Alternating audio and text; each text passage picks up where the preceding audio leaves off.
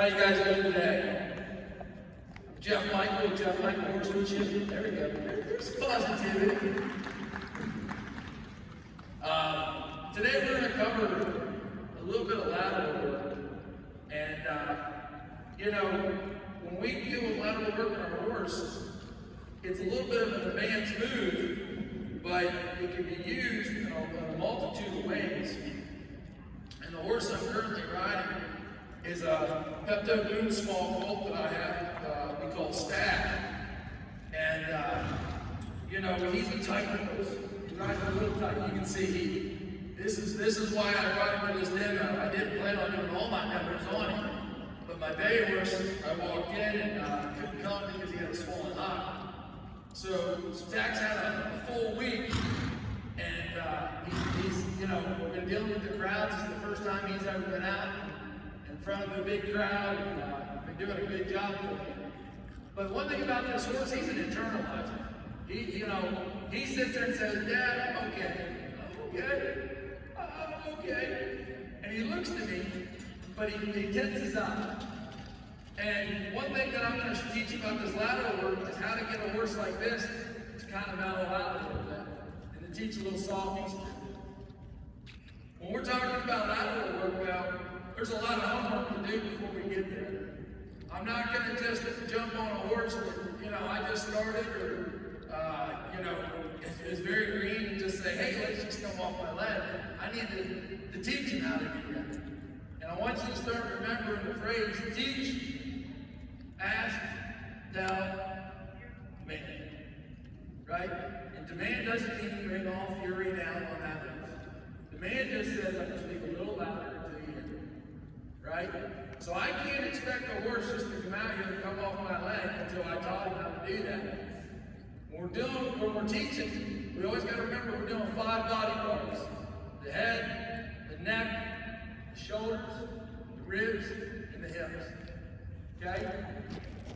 We need all those body parts to do lateral work. I can't get on a horse that only direct reins and just say, all right, now I'm going to ask for the rib cage. I need to have control of all those 5 body parts to get to my goal of lateral work. The other thing I need is a horse to have an understanding of collection, flexion, and disengagement. You guys know what those terms mean? Doesn't matter, I'll tell you what it is. Goes up that guy. So collection is when I'm asking in this horse's face and he gives the pressure. Okay? Beginner collection is just at the pole of the horse. That means when I give him that pressure in his mouth, he goes, okay. I'm not pulling his face to get collection. I'm holding pressure to give him an area where there is no pressure. Do you guys see that? See, I'm not coming in here and holding. I'm saying, hey buddy, I'm asking. He says, oh yeah, that's what that means. I've taught this horse. This is something that we practice a lot on our round horses. So that when I ask this, he knows that he can get away from pressure by giving me the correct answer. Advanced collection is when we're starting to see the horse collect from the base of the neck, up through the neck to the pole. I look at 3 places. I look at the base of the neck, the middle of the neck, and the pole. And when I'm asking him to collect, and if I see that round out, can everybody see that round on his neck? The curvature? That is our goal of collection. A lot of times, a lot of people I ride with, they're like, oh, my horse is nice and soft, he collects. And that horse will come right here real nice with his neck sitting up in the air. You can sit there and you can't even see between his ears because there's down, right? That's not full collection. Now, on every breed of horse, every structure of horse, it's different. This horse is really compact and big neck. He's going to collect pretty nice. He's going to be nice and loud. On my walkers, I would expect a little higher. Milligan's a little higher. Thoroughbred, somewhere in the middle. Just don't get upset if your horse can't come really low and collect, but I still should see some curvature in it. Okay? And flexion is a lateral movement. When I pull this rein, this horse should give to my pressure. You see that? If I don't have flexion, I really don't have control of my horse. I don't have control of speed, I don't have control of direction. And I darn sure don't have a safety when things could go wrong. Right? I don't love a one-rein stop, but I love to have one there. Oftentimes things get out of hand, we need a reset button. And I say, hey buddy, I don't like this, I don't like this. Oh, that's nice. That is something that I really want to see people go in the course, because if you don't have that, things can get really out of hand. And if I teach this, because again, I'm asking, I say, hey, Denny, he's giving it, he's not stopping his feet, so I'm going to tell him that's just a little bit more. If he wouldn't, I'm going to go into distance. There we go, you can stop. I'm going to do it a little more speed here.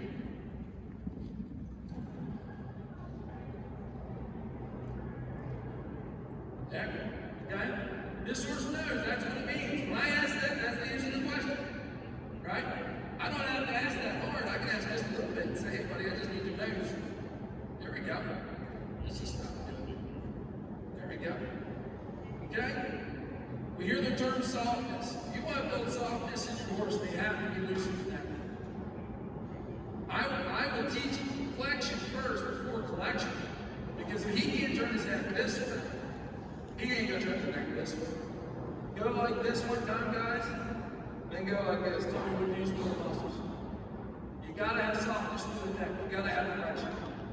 And then disengagement. He's got to understand he can isolate a body part. It's easiest to get from the hind end.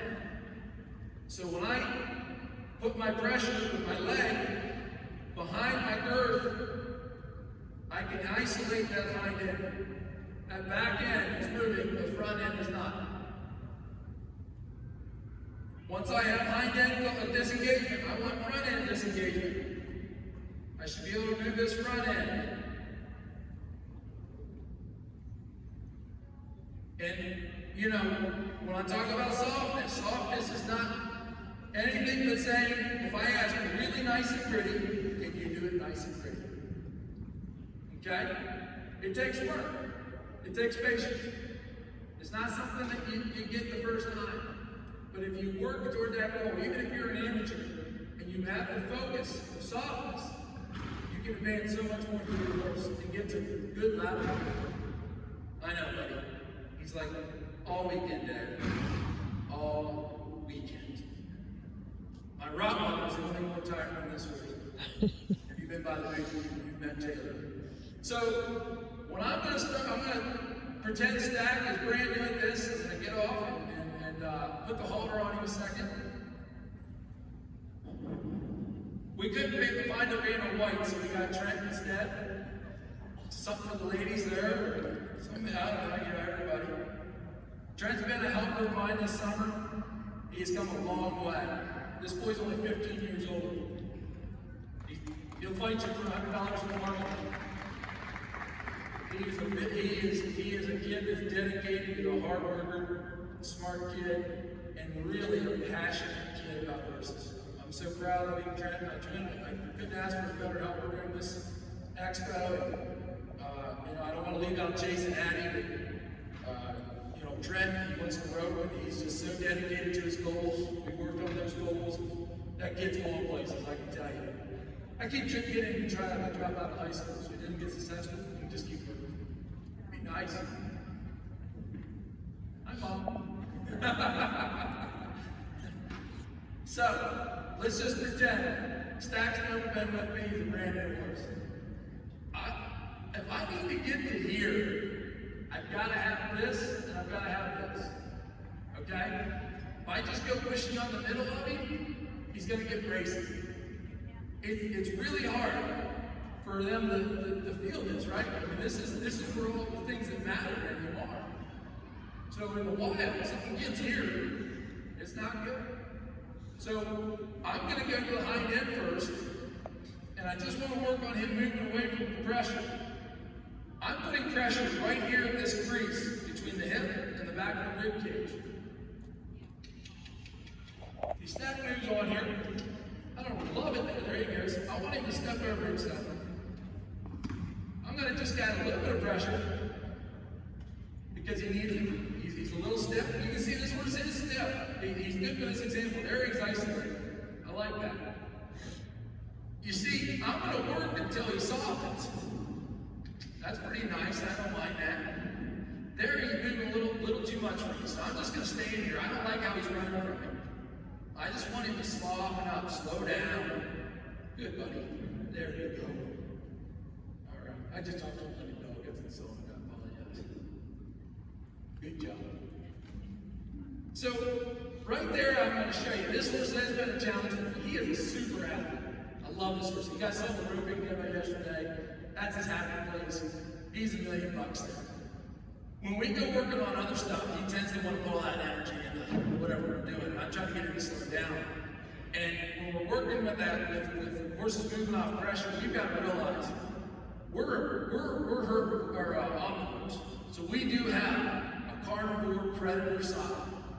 He is solely a herbivore. He is a prey. The very basics of nature is that the ones that get eaten run from the ones that try to eat them.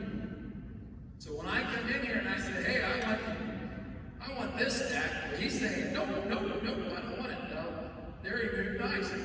What I'm going to do is I'm going to work past him being afraid of me. I'm going to work towards fear. Horses move on two things, fear and fear. I've got plenty of people that come think they have really nicely trained horses. And the truth is, the horse does everything, but he does it out of fear. No intent from the rider, they just don't understand the difference. This horse should feel me. I am now left on my predator side, and I'm a hermit. I'm communicating. You ever see two young horses running in the field, they're running about, just acting crazy? They look like dolphins in the sea. Tell me they don't talk to each other.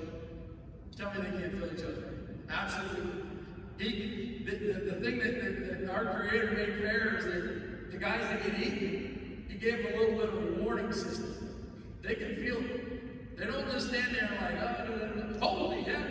Now, if that animal makes any mistake when it's trying to eat it, they have plenty of sensory to know what's going to happen. So I got to work past it. And Stack has been a tough one. You know, he was a stallion for a good bit. He had a little more energy. I left that. I love that about him. But as we go on, I want him to get softer and more confident in himself. And that's what we're working. See how he's just working off my feel here? He's not afraid of me. He's a little afraid of you guys. But, you know, he's just trying to communicate right now. And we've got to have feel in these horses. If we're working on fear, it's just going to get out of hand. It's going to get stressy. And they're not going to learn. They're just going to run away. So now that I'm behind it, I'm going to work on the front end.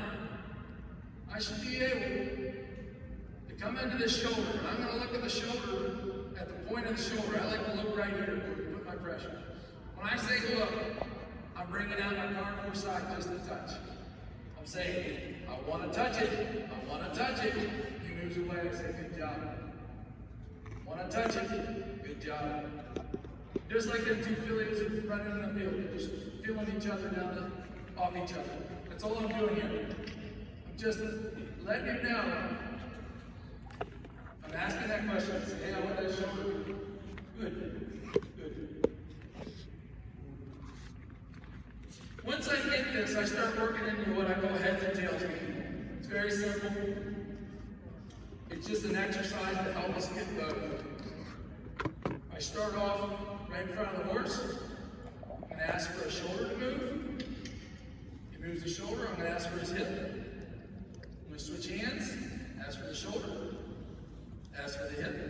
Oh, he's still got energy. A little sticky on that hip there. Shoulder. You can see this horse. He has energy. And what I'm doing here is I'm going to stick in this until I see him relax a little bit. There he just licked one time. He's like, I'm having fun, Dad. I'm acting a little bit of a fool. I'm having fun. Good. There, that was nice. Just develop and feel. I don't want him running away from me. I want him communicating with me. I want him working with me.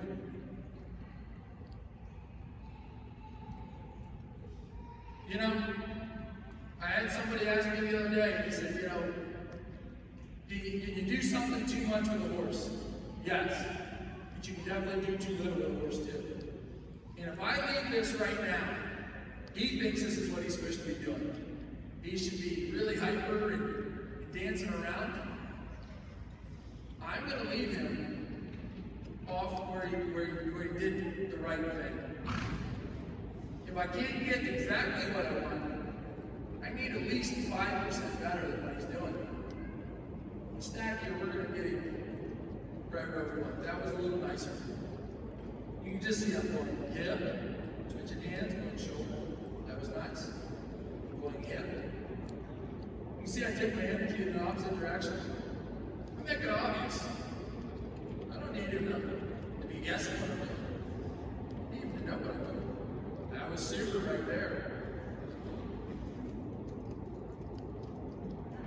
That was a little better, wasn't it? See how I calm down? I work to that. I don't go and just say, oh, you did it, good enough. I need to control energy. He cannot just be doing the task. He needs to do the task and also control his energy. So now that I have the hip and I have the shoulder, I'm going to go to this opposite wall because you guys are pushing on this side. The only person on this side is my girlfriend. So Donnie, she has been an amazing help to me this week. She's an amazing woman that has improved my life drastically. And I love her. So I'm going to go against the wall here. I do this because this controls forward motion. This time I'm going to put the pressure. Actually, I'm going to start on the hip.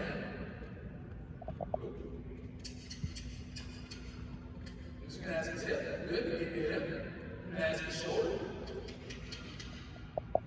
Here, he's just going to rotate around. You're going to do the shoulder. Where the shoulder goes.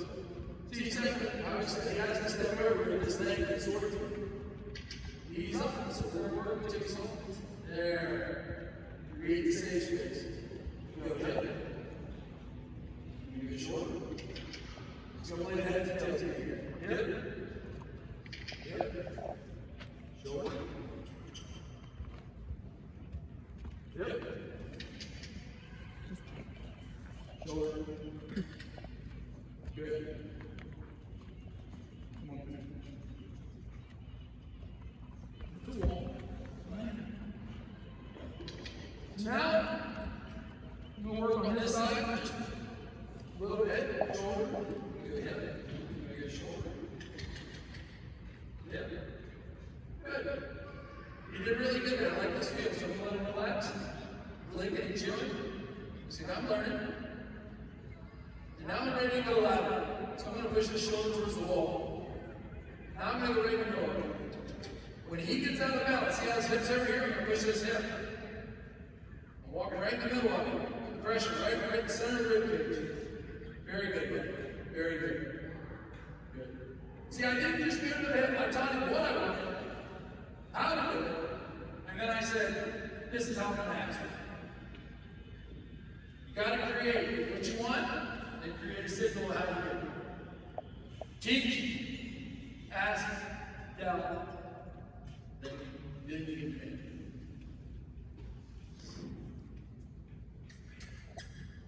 Now that I've got him loosened up there a little bit, I'm just going to work out here and open a little bit. Good. Good. As soon as I get that feel, I let go, I'm going to go on to another one.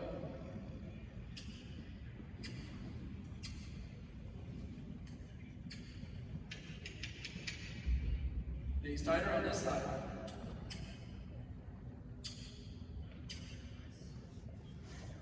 There, that's nice. Take a little break. You're welcome. This horse has a lot of reaction. You know, every horse is either free or sticky. We're going to try to find that balance of feel in between. But if they're a little too free, I'm going to work until they get a little sticky. If they're a little sticky, I'm going to work until they get a little free. You can see I'm using his head here, right? I'm using that head and neck a little bit to just kind of control the speed. I don't want to pull on him a lot. I don't want to yank on him. I want to be able to communicate with him and just say, no, keep your head here. But if I really had to yank on this horse, or, you know, if he's just kind of running off on me, I'm going to go back and work on his head and neck on the ground. And you can look on my YouTube or my Facebook, and I got some videos on there that can explain that to you, how to get that head and neck, but today we're just going to work on this. You can see, you know, horses, I just want to cover this. Everybody's like, horses love consistency. That's very true. But if we get into too much of a pattern, it becomes just a dance. It becomes a ballet. They just learn that a little bit. I kind of work in an area and I do different things, but the one thing that's consistent is me. I'm always asking the same thing. They love consistency, but patterns stall them out. If I want a horse that's versatile, that can work anywhere, I don't need to be doing the same thing every day. I just need to be asking everything the same way and expecting the same results. Giving him the same release. That's all I need. So now that I have some rib cage out of this horse, I'm going to get back on him. Trent. And now we're going to start developing our quarter pass, our half pass, and side pass.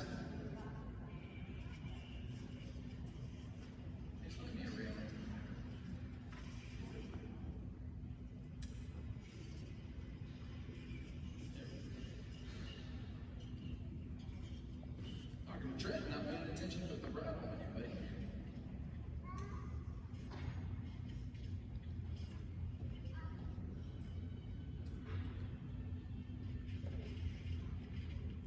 So, a quarter pass is when I'm going to ask a lateral movement on the horse with his nose heading in the opposite direction. Like this. Okay? This is the start of lateral movement. Why we start with the quarter pass is it frees up his shoulder. By having his nose in the opposite direction, it allows him to reach the outside shoulder and get lateral movement. I'm working with my legs just like we worked on the ground. So when I press there in the middle, I'm doing it exactly like I would when I was pressing on him on the ground. I'm not doing anything new. I've told him how to do it, now I'm going to have him do it in the saddle. It doesn't mean that you're going to get on your horse after doing ground work. He's like, oh yeah, I know this. You might just say, is this what you want? Is it close? Start where your horse will let you. If I asked you and he wouldn't go lateral and he's stuck, and he gave me one step, I'd say, oh, good job. I don't need to get to be like this horse right away. You know, it doesn't happen overnight. It happens in their time. So when you're starting this, don't expect it to go just in one session, hurry up, get it done. Give them time, make a plan, know your horse. So I'm going to ride over here and I'm going to ride towards you. And I want to show you what our quarter pass should look like. I like to look at a 45-degree angle from where I start. So we're going to be like that lady there in the pink cap, raise your hand. Oh no, I'm talking to you, you're looking around, you're going past me. There she is. Alright, I'm going to try to head towards that horse. There's my goal. What I'm going to do is I'm going to turn my chest towards her. I'm going to open up my hips, and I'm going to put pressure on this leg. What comes before all that is forward motion. I don't expect that horse to go there right now. I expect him to walk forward. I turn my shoulders, open my hips. Put that pressure, I'm going to tilt the nose to the outside, to my right. I'm going to head in that direction. She's my goal, but I don't need to get there. If this horse is going to miss that goal, I'm just looking for the lateral. I don't judge my goal, I judge from where I started to where I am. Okay? If it's 2 steps, you won. If it's 1 step, you won. If it's no steps, you need to work. And I would probably go back to the ground and work on that rib cage in the ground. Okay? I'm going to come back this way, we're going to go the other way. Every time we work our horse, we need to work both sides. No horse is equal on both sides. There are some that are so close you can never be able to tell. But if we don't work both sides, we will have a one-sided horse. And I mean, how many people have a horse that they can obviously say goes better right or left? I hope everybody raises their hand here because you need to pay attention to that. think so. This stack is better to the left. I'm going to the right this time. I'm going to head up towards these two folks up there in this corner section. We're going to ride forward, and I'm going to press. You can see he tenses up a little more, and he's not as scoop on this direction. So I'm going to work a little harder until he relaxes and gets in that angle like he did going to the left. That's pretty good right there. Now, because he's struggling there, I'm going to let him go. I'm going to let him ride forward.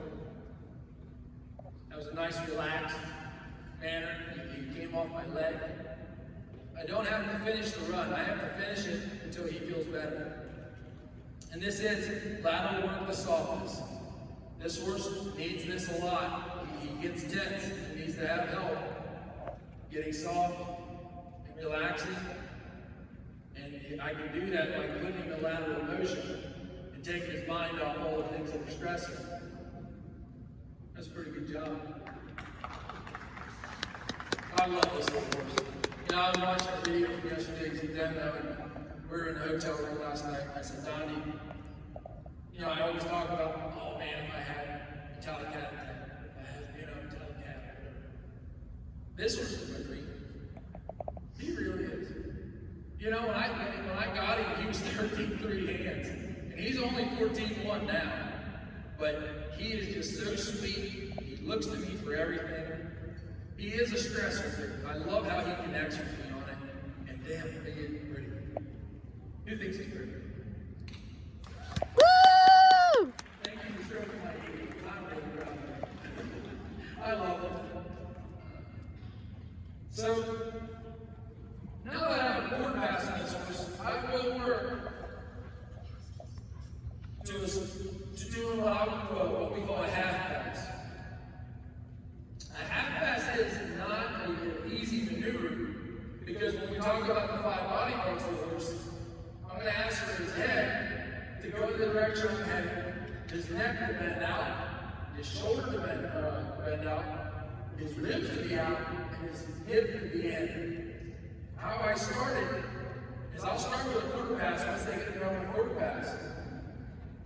Then I'm going to move my leg back, get his hip a little bit, and then bring his nose in.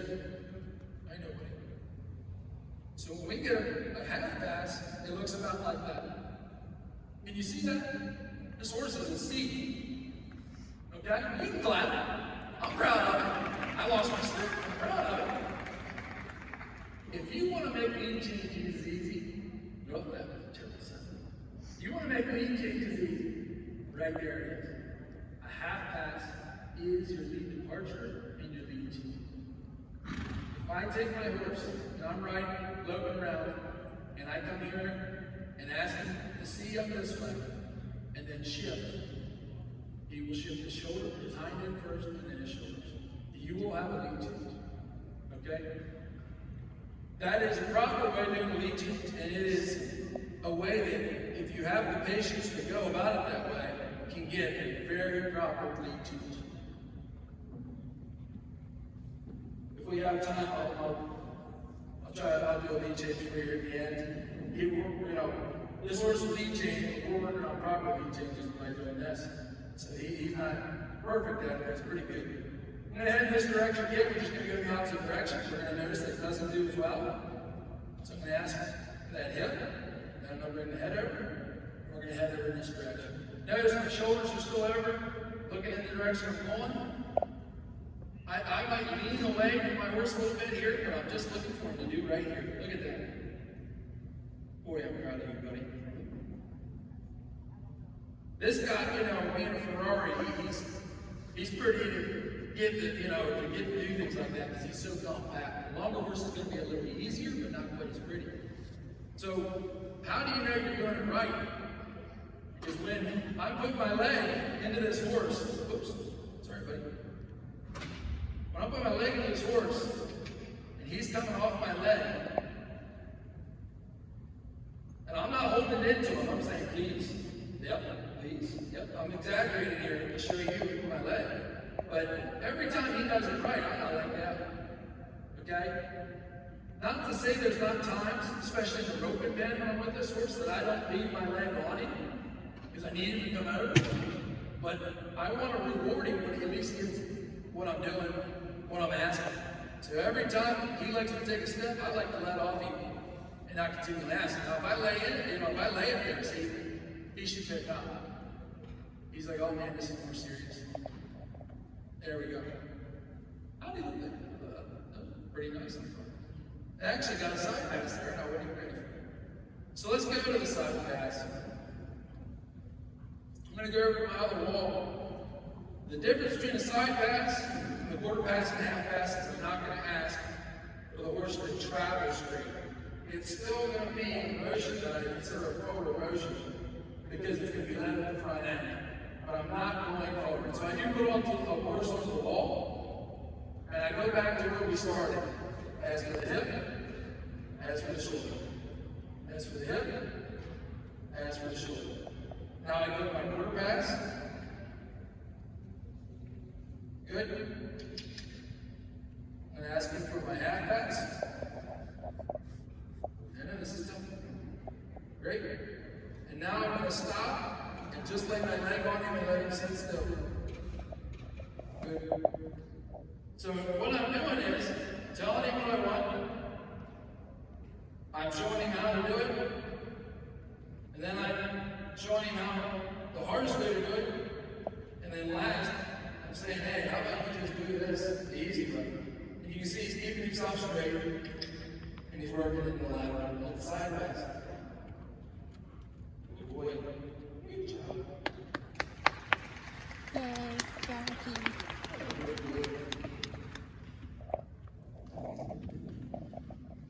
You know,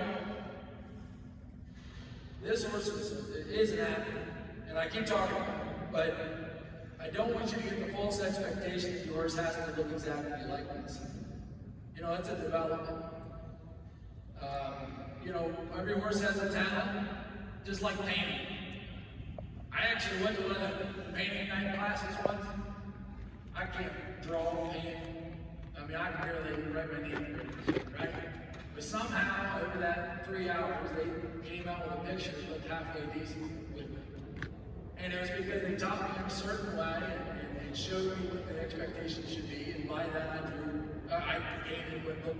I guess it's sunflower. I can't remember what it was. Something. This horse, he's a painter. He is a young Picasso. So he really is doing a great job of what I would expect out of a horse at his level of doing lateral work. If your horse isn't a Picasso, he comes home, you know, I mean, you do it, it's about like a finger painting that you expect from your 5-year-old. You treat him like your 5-year-old just painted you a picture. That is fantastic. Good job. I'm so proud of you. And then the next time he'll do better and he'll do better. He may never be a Picasso, but if he's a good bad drawer, that's better than just a bad drawer. Right? And I hope that analogy makes sense. Because we don't have to have it perfect, but if you want your horse to be safe on the trail or to do some disciplines, you have to have a horse that has lateral. You know, in the team roping world, we're all lateral work. We're going down chasing cows. We need to be into the cow or off the cow, right? For me to be able to get my arm around and catch the steer or the cow. You know, if I'm cutting, I've got to be able to manage my horse to the cow and away from the cow. If I'm trail riding, if the ground hole is there, what's easier? Hold on, come here, Trent. Trent's our ground hole. Then I'm going to go around. Then right over here. So Trent's my groundhog hole. I can ride my horse in and go.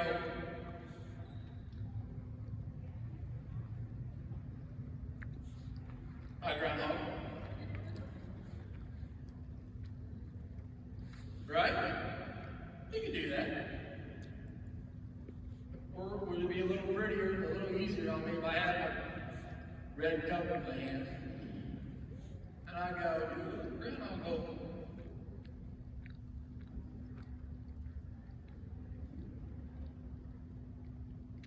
What was prettier? What was easier?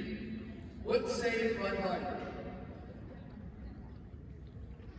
Obviously that.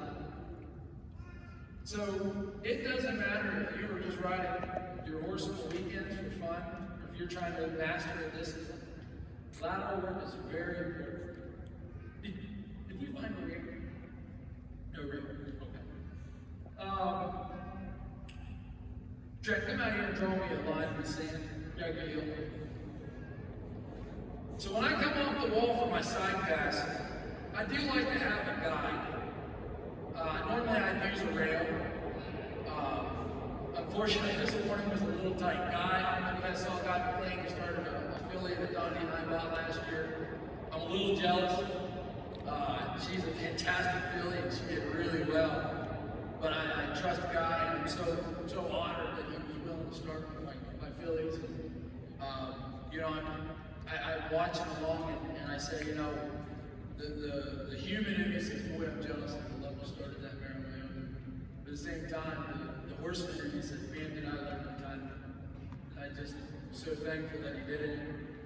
So, you know, this rail here, I'm going to give myself a barrier. And I hope you can see this line in the sand. If you don't see it, believe me, there's a line in the sand. Picture a line laying out here. I'm going to ride my horse up. I like to keep it right in front of his nose. And I go back and just asking his hip, asking his shoulders, just loosen him up. Then I'm going to come in the middle and ask him to do it right. Good. You want to get fancy about it? We can use the hip to come around the other side of the rail. And then side pass down the rail. It's just a barrier. If he steps over it, I'm not going to panic. I'm going to just tell him no.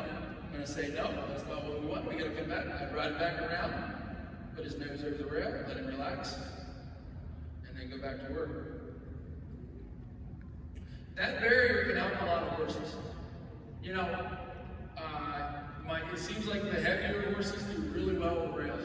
They respect those boundaries, and it'll help you from getting the bleed over on you forward.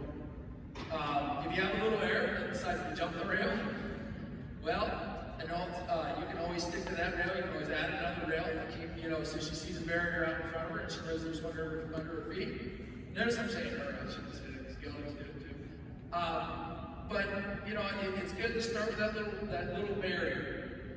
If you can't do that, if she keeps going over it, go back to the wall. This is a tightrope, right? Just because you've advanced doesn't mean you can't go back. I'm going back all the time on my horses. You know, there's horses that I'm roping off of that I've taken to Oklahoma City. You know, Boone, I took him to Oklahoma City. And, you know, he did really good for me. We almost walked out of there with a pocket full. But when he came home, he had some problems. I went back to the ground on him. Worked all winter on the ground. So, you know, you can always go back and work. But if he's holding his own and working and improving, let's just say 5% every day, every session, every minute, whatever you're working at, stay where you're at and keep working. If he's struggling, go back. Because you didn't teach him. You just weren't telling him. And that's going to end up skipping ass, going to demanding. And then he says, you know what? You're not that good of a trainer. I don't want to do this. But everybody's a good trainer. You know, this horse, he is powerful, he is quick, but he is not the best decision maker. I'm not the brightest guy in the world, but I make better decisions than him. And as long as he recognizes that, he will trust me. The next step with my rail is I'm going to put it between his legs. And I actually want to stop here because I'm skipping. I want to ride up to my rail and put it between his legs. So if my rail's here, I'm going to ride, I'm going to step over it, I'm going to stop. And I'm going to use that guide again. Like there he is, he's going to step over it. I'm using the 5 body parts of my horse there. He wanted to back a little bit, so I had to drive his rib cage forward. So I asked his hip to move forward. But I would use this rail as a belly guide, just to keep it as a guide for him to know that if he stays on that straight line, he's doing the correct thing. Now he's just making it look easy. Good job, Steph. There we go. You can give it to him. So now that I feel comfortable on the rail, I would come out in the middle of my arena or off the wall, you know, don't have to be the exact minute. And I'm going to guide myself. So, you know, I always want to have a straight wall in front of me when I'm starting this. And I'm going to ask him to go to a side pass. If he goes a little forward, I can guide him back with his face. If he goes, you know, he's trying to suck back, I can always push him forward with his rib cage. But I'm just pretending that rail's still there and going sideways. Very good. The next thing, I would do the ground hold. When Trent was out there, Trent just stand here, you do the ground hold again. That's good. So I ride the Trent, this could be a pole, this could be a cone. And what I'll do is I'll step him over, one step, congratulations, go back. One step, and ride on. You see how that can help me? And I just want you to notice, I mean, this horse, look how much more relaxed it is. Right? I'm taking him and I'm massaging his rib cage where he's like, okay, this feels better, this feels better. You know? And also, I'm releasing when he relaxes and he's saying, I think Dad just wants me to chill out. I don't have to go 100 miles an hour today, that's kind of nice. So, you know, all this works together to help you build your horse not only in handle, but also personality. You know, they're beautiful little ravens. Who's got a raven? No raven people. I see a maybe. It's all right. You know, those little ravens, and I just saw Marge Smith out here. She must have left. She's in a raven, 312. You know, those little horses, when you get those rib cages loosened up, you will find that horse going from here to relax and carrying themselves underneath. You know, not putting this hip out behind them, holding it underneath. They learn to manage themselves. So, you know, this is you can use it on a multitude of horses for a lot of reasons, but not just handling, but also emotion.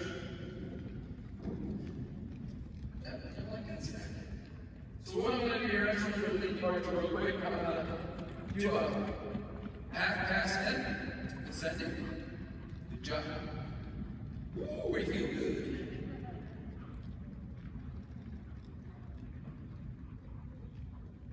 Now in my circles, what do you think I'm doing right now? Just doing the light half pass.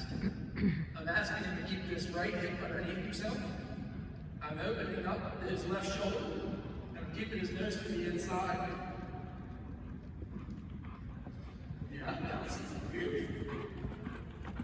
When I come here, I'm going to take his nose over and ask his hip. Ooh, a little expressive. Yeah.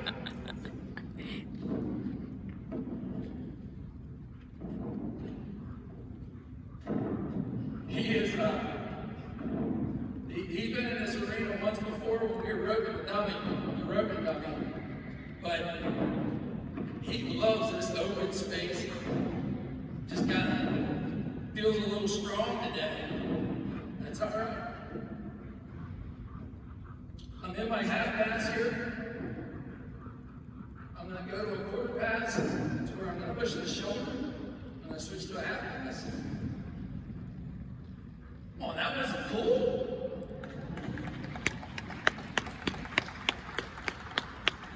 He's doing it strong, but I'm proud of him for that try. So again, I'm coming in.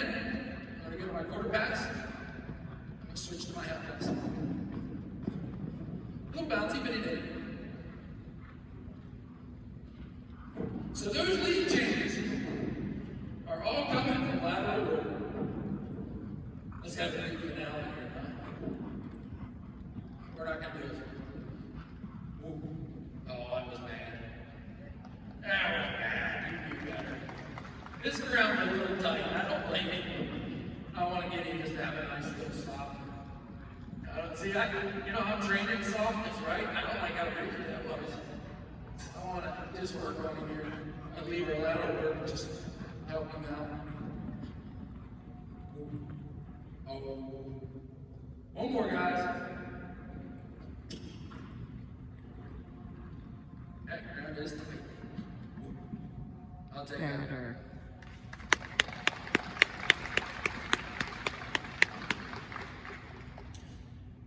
I hope this has been helpful.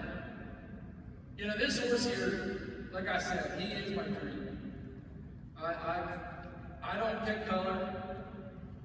I am partial to horses, but I've got a 16-hand Mustang in there that's also got a lot of, attention to me. He's a beauty. And I'm working on him, and I'm hoping to bring him next year as well. But, the athleticism, the trying this horse, the beauty of him, it just fascinates me, and I'm just so in love with him. But the lateral work is helping me get there. He's got a ton of energy, but now I can control it. So, I hope you guys can take this home, work on your own horses. I'd like to see if there's any questions anybody has about lateral work. Yes, ma'am? The question is what bit do I start my horses in? My answer when I start a horse is no bit. I ride on a halter. I begin the first session with just one rein and a halter. Riding around in an arena. I'll go to a 2 rein and a halter. And when I can get them to flex, to move to connect their feet with their nose, then I'll go to a snap of some sort, depending on the horse. One thing I do as well is an equine dentist. And, I'm not only an equine dentist, I'm technically what we call a pathologist, which is created by a guy named Dale Jeffries in Idaho. And pathology is the study of the balance of the head. Okay? So every horse is different. I have some horses, that have very thin faces, some very heavy, some have wide mouths, thin mouths. And we can see all those things from the outside. We can also see no horse is really straight between the ears to the ears. It's all one way or the other usually. I'm sure there's some beautiful model out there that has that. But I look inside the mouth. How deep's the palate? How wide's the bars? How big's the tongue? Most horses I use a snapper. And I use Fritz Cox snapper as well. It's a ring, it's a solid ring, it's a D-ring snapper that's not hinged on the edges. It's actually a fixed edge snapper that has bars that help them learn off both sides. However, if I have a really shallow palated horse, right? Or if I have a really large tongue horse, I will use a snapper that has a roller in the middle of it so it can't break, right? So when I pull, it doesn't do this, it'll limit, if it doesn't hit in the top of the mouth. Arabians again. Very few Arabians love a roll snapper. They do much better with either that or what we would call a junior cow horse bit, but it's a French link and an English bit, a dull bone in the center, the two sides. The bit I try each one of my horses in 3 bits, at least 3 bits. We always have a snapper type bit, and then we might work into a junior cow horse bit or a correction bit, and then, I might have 2 of those working in a more solid bit. This horse here is riding a slight mullen right now. Mullen is a slow curve bit. You want them soft. I like to have them really soft and good over the mullen. I like to make sure it's the right thing. If you saw my tacker, Donnie could tell you, I'm like, the old joke with the lady with shoes. It's just and then somebody will come in and they'll be like, yeah, do you have one of these? I'm like, no, how much? And the thing about this, I just want to say right now is, everybody, they see somebody riding in a what you would call an aggressive bit. That bit depends on the rider and the horse. I've ridden with men that I swear they can throw a speed bit into a younger horse and ride just no problem at all. I don't do that. But, your hands, time and learning. One thing I want to talk about next year when I'm here is rhythm. Rhythm of you, rhythm of the horse, right? And what I really mean by that is when I say rhythm, I'm talking about timing. Timing plus the timing of the horse plus the timing of you plus timing of the environment equals rhythm of training. So I hope next year, if you want to see that, please go to the Facebook page for Horse Expo and say, hey, we'd love to see Jeff do that. But, bids are a science. If you don't know, go to a snapper. And don't go to a thin snapper, don't go to a thick snapper. Go to just a nice basic snaffle that doesn't have, any aggression. Just John Line snaffle's great. I love John. John's a huge inspiration in my life. Now Josh is, but yeah, they're fine bits, but you should trim them by 2 or 3 bits. Yeah, I know, right. We all do. Yeah. Any other questions? Yes, ma'am.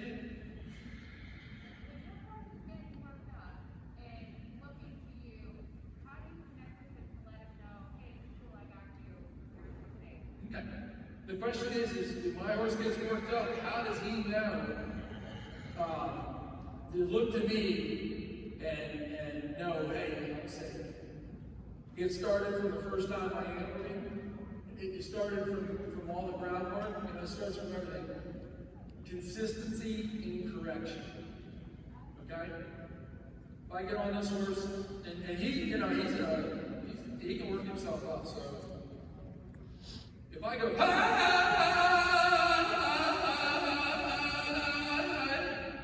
see how he's looking to me? When he looked at me, I stopped. He said, oh wait, Dad, I'm okay. I go away from it, I'm not. I'm sorry, that was probably absolutely miserable to listen to. They're never going to let me down. But yeah, I've got to develop that relationship. I've told him, every time you're with me, I promise you, you will eat before me, you will sleep before me, I will do absolutely everything first for you.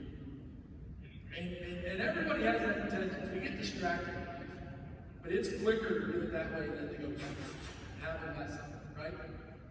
You have to, as a horseman, I've had to live this so many times because we're arrogant humans. And there's been times in my life that there's a million things that are going on that have affected me as a horseman. And I looked and what I learned is this guy has got me together. And there were years I didn't think it before, but I do now. Every one of my horses now, if they're beside me, they're looking at me as a herd member, as a herd leader, I'm going to be the best herd leader I can. And when he does right, I'm not going to ask him for any more. Does that make sense? Is that the question? I hope. Anybody else? Yes, ma'am?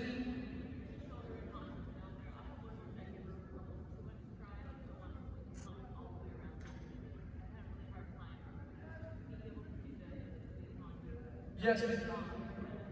So her question is, when we were doing, it was the half-pass half-pass. Long wall, okay. So she said she's trying to side pass the wall. Horse wants to dedicate the shoulders too much or the hips too much, and she's asking how to level that out. It comes from the ability to control the 5 body parts, right?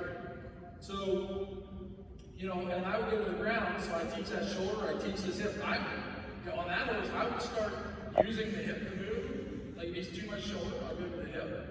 So, he wants to move that shoulder out too much, I'm going to push on his hip more, right? And when he starts going straight across, I'm going to let off. Does that make sense? It's okay. So what I've got to do is instead of just opening the door for the rib cage, right. So let me get on the wall. Sorry guys over there, I'm just going to be on the wall here a second. So I'm going to just try to do this. So see how his shoulder goes out? I'm going to push here until he levels out. When he starts siding, I'm going to release. Think of it as a balance beam. And I'm going to get on him and do it, because I got to do it for the folks down there, because I didn't say it. I'm sorry, but I know. He's like, I thought you said. I know, buddy. This is part of being a demo horse. I'm so glad. This horse is going to go home, and I don't over-treat my horses, give them treats, but this guy's getting some treats the next time I race. But man, if I come down, and I promise I'll come down there and show you guys the same thing. If I'm coming down here, I'm balancing, right? His shoulder's going out, I'm going to do my leg back, say, no, I need more hip. I'm going, and if you can't get that, you need to go to the ground. Okay? And I know, patience, I promise you, the difference between a quitter and somebody who keeps going is the guy who keeps going still has hope to score. Quitter's giving up. Yeah. So, right, and the balance can be different. Like I teach them in the center of the body, but at the same time, there is a little bit of adjustment there. On like my big bagel, I'd be a little more forward. His center of balance is a little more forward. You know? Think about balancing on your tip and your finger. If it goes this way, you're gonna have more pressure on the other side. You know? Did that help? Yeah, thank you. And guys, I want to just demonstrate down here real quick for you guys.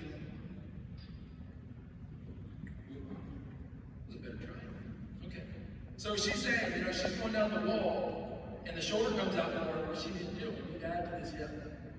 See, it's balancing it, right? If it's not straight across, if there's a little more of the shoulder, a little more of the hip, I've got to ask for the opposite. Make sense? Yes, ma'am. Oh, I think you had a question. Just say hello. So, you know, there is a balance. As he gets better, as he's able to carry himself more, I can start letting go of the front end and just letting him come across. Let me back off here so everybody can see me again. But as he's coming across, you know, I'm going to have the expectation. Can you do this on your own? Drop my hand. He goes a little forward. I got to say, bro, you got to hold yourself. I'm teaching, right? Then I go back to asking how I'm at. Got to teach first. Anybody else? Oh, yes, ma'am. I'm sorry. So she says the horse bucks. How would I go about working on it? You know, every horse does something. Does what they do out of three things: physical, mental, or environmental. Okay. Environmental is split up between presence and past. Either something happened that caused it, he's in pain, or there's something he's dealing with internally in his head that he hasn't got over. I dominate the hind end, right? And I don't mean that in like I dominate the hind end. I just say, hey, if I can't do this on you, I'm not gonna ride. Right? And if that horse goes to start bucking, I say, no. And when he relaxes, I can let go. You know, some horses are just like, there's a kid I went to school with one day. He was a smart kid. But if he was in here at 5 years old, he would have been up and down each one of these rolls. He would have cleared this place 5 times. And some of those guys are walkers. But if I say, and I say, you know, he's going along, he's like, yeah! I'm going to say, no! And I'm going to say, I'm going to talk calmer. I need you calmer. I need you more relaxed. And this is what I can say no, I can take it away from you, and I can do it through the hind end. Pulling on the face is not the way to do it. You know, if we do this and they buck, where goes, right? So, you know, buckers, I do ask that you probably reach out to a professional. I'm in Hagerstown, Maryland. I hope I'm not too far from you. There's also other great trainers around. I'm not saying I'm your answer, but buckers are something that professionals, we get paid for that, you know, and I don't want you to hurt me. Feel free, I'm on the booth for 10 if you'd like to come talk to us and get some information. Okay? Guys, any other questions? One more? Yep. Are spurs necessary? No. Okay? Do they help? Yes. Are they good for a person who doesn't know how to use them? No. Are they good for a person who knows how to use them? Yes. I have tried with spurs. I don't spur my horses. I use them as a guide, you know. When you buy spurs, learn the science of spurs. The bigger the rowel, the better. The closer the teeth are together, the less sharp the teeth are, the better. The easier are they on the horse, okay? So spurs are something you want to study before you buy, just like this.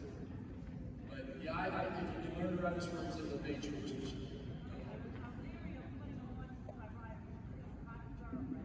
So you want to say that some horses don't like spurs, that's okay. The other thing is remember, when we're dealing with spurs, you know, you don't have to use them, for one, but two, you can train without using spurs to get the same results. It just takes more on the ground and more patience.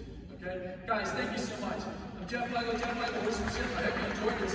Please let the expert know if you enjoyed it. don't. But guys, thanks so much. My booth was 410. Come talk to us.